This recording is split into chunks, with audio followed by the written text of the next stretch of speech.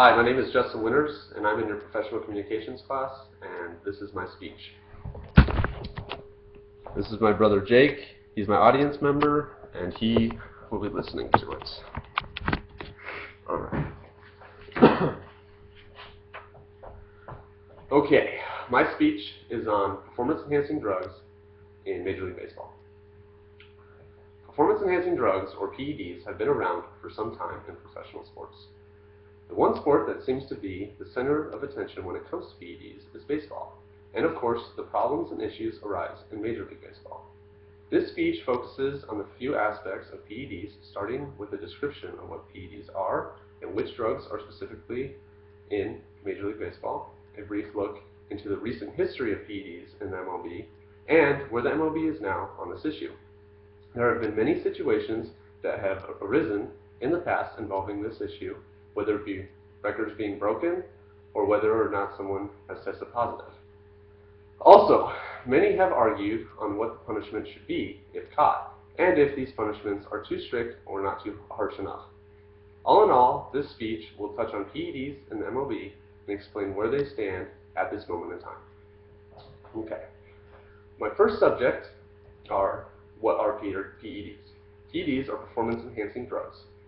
And performance-enhancing drugs are substances that athletes use to improve their performance. In baseball, there are two kinds of PEDs that come to play and are most important. The first being steroids, and the second being human growth hormones, or HGH. Stadahar defines steroids, which have been available since the mid-1930s, as synthetic versions of male hormone testosterone. Anabolic steroids, of which there are about 30 types, are used by athletes, usually in combination with weight training. They contribute to endurance, greater strength, and bigger muscles, allowing users to recover more quickly from workouts and to train more frequently. Anabolic steroids are taken by needle injections and pills, as well as patches, creams, and gels that are absorbed through the skin. Stadahar also defines human growth hormones as a synthetic form of a natural protein that helps to regulate growth during childhood.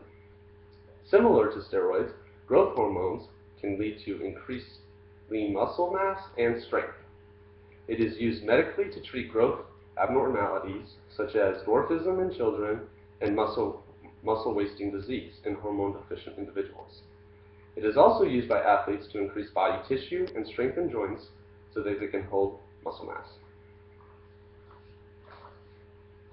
My second topic is the history of PEDs in Major League Baseball. Before the 90s in Major League Baseball, drugs were not that bad. They were around, but it was before the steroid era. The biggest drug that athletes used to enhance their performance were amphetamines. A good example of an amphetamine today would be something like Adderall. It allows you to stay awake longer, it gives you more energy, it's easier to focus. As you may or may not know, people with attention deficit disorder are prescribed amphetamines in order to help them learn easier and better. Pantousco explains that in 1998, Mark McGwire and Sammy Sosa's home run race brought national attention to baseball as the new era of power was born. 3 years later, Barry Bonds rewrote the record books as he toppled McGwire's home run record with 73 home runs in one season. A few years later, each of these players were indicted for steroid use. Stadahar wrote that in 2002, the owners, commissioner, and players union agreed to test all players. If 5% of the players tested positive, random testing would occur in the years of 2004-2005. If, however, 2.5% or less tested positive, in subsequent years, testing was to cease. The program did not include performance enhancers such as human growth hormone or androstenedione. During the season, 5 to 7% of the 1,400 survey samples came up positive for steroids. This prompted the second phase of the program, in which all players would be given one random test per year. Lastly, in 2005, Bud Selig, the commissioner of Major League Baseball, proposed a 3-strike penalty for those who were caught. The first strike being for a player testing positive to get a 50-game suspension. The second strike would be a 100-game suspension.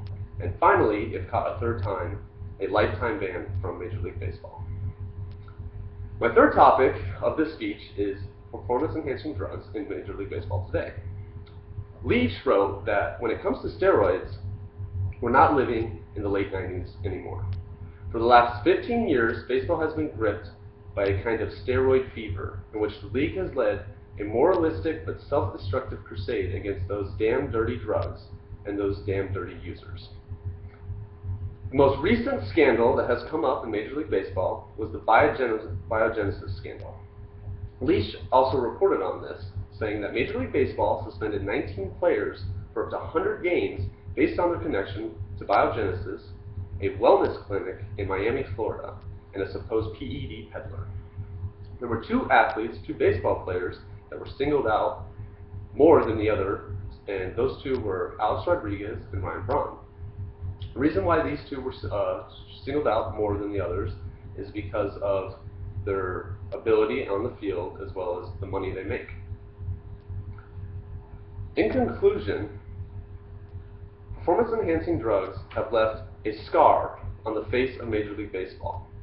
It always seems that with the advancement in new technologies or medication, human being morality is tested. The last 20 years have been no different in baseball, and unfortunately, the people involved in the league and game have not done what is best for it. The good thing is this: the ways of the MLB are finally changing.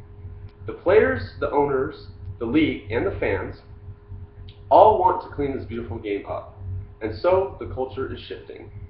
The steroid era has gone, and a new ethical and honest era is in our future.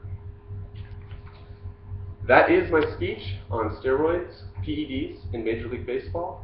I hope, Jake, you and my teacher, everybody enjoyed it. Thank you so much.